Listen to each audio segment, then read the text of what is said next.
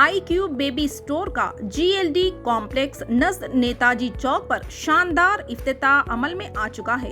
इस्तेफादा हासिल करें। 500 रुपये के ऑर्डर पर फ्री डोर डिलीवरी दी जाएगी।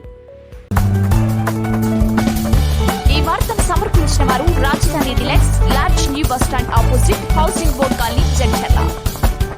अस्सलाम वालेकुम नाज़रीन, NH-TV में आप सभी का इस्तकबाल है। फ्रीडम पार्क का इफ्तिताह जड़चल्ला बल्दिया के वार्ड नंबर 12 में वाक़े श्रीनिवास कॉलोनी में 20 लाख की लागत से तामीर किया गया फ्रीडम पार्क का इफ्तिताह डॉक्टर श्री लक्ष्मा रेड्डी रुकन असम्बली जड़चल्ला के हाथों अमल में आया। इस मौके पर डी लक्ष्मी रविंद्र चेयरपर्सन बल्दिया मुतालिका काउंसलर डी रविंद्र सैयद मसीउद्दीन के अलावा दीगर भी मौजूद थे। आइए देखते हैं वहाँ के चंद मनाजिर। चैनल को लाइक करें, शेयर करें और सब्सक्राइब करना ना भूलें। भारत की जय, स्वतंत्र भारत की जय।